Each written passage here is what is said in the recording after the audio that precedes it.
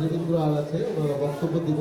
তবে আমরা এই সুন্দর মহন্তী অনুষ্ঠান আয়োজন করার জন্য ধন্যবাদ জানাই আমাদের ভারপ্রাপ্ত চেয়ারম্যান তারেক রহমান সাহেবের তৃণমূল পর্যায়ে নেতা নেতৃত্বকে একত্রিত করার জন্য যে একটা সমাগম করেছেন, তার জন্য আমরা সবুজবাগ থানা বিএনপির পক্ষ থেকে আপনাদেরকে ধন্যবাদ জানাই।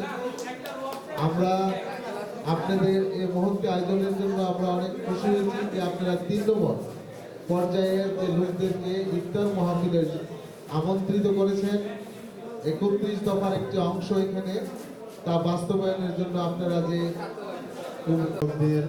এত সুন্দর আয়োজন করেছেন যে এই অনুষ্ঠানটা অনেক স্মৃতিমধুর হয়েছে। আমরা আশা করব আগামীতে যেন এরকম অনুষ্ঠানের আয়োজন দেখতে পাই।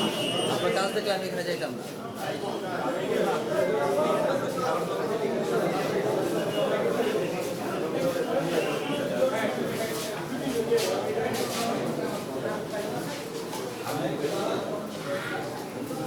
বিসমিল্লাহির রহমানির রহিম। আমাদের ইফতার মাহফিলে আজকে উপস্থিত হোসেন, সাংগঠনিক সম্পাদক ওয়াহিদুল্লাহ মজুমদার মানিক, উপস্থিত আমাদের খুলনা জেলাভাবে আরাফাত রহমান স্মৃতি সংসদের প্রত্যেকটি সদস্য সামাজিকভাবে আমাদের বিএনপি ও অঙ্গ সংগঠনের সাথে জড়িত ইনশাআল্লাহ থাকবো। সবাইকে ধন্যবাদ। নেতাকর্মী আপনারা আমাদের যে 31 দফা যে কর্মসূচি আপনারা ঘরে ঘরে পৌঁছে দেবেন।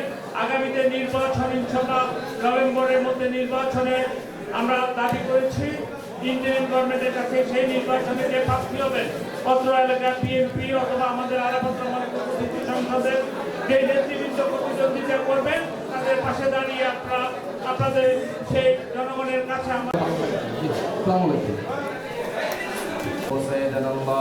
রব্বুল আলামিন রমজান মাসে আমাদের সকলকে বেশি বেশি করে নেক আমল করার তৌফিক দান করেন আল্লাহ।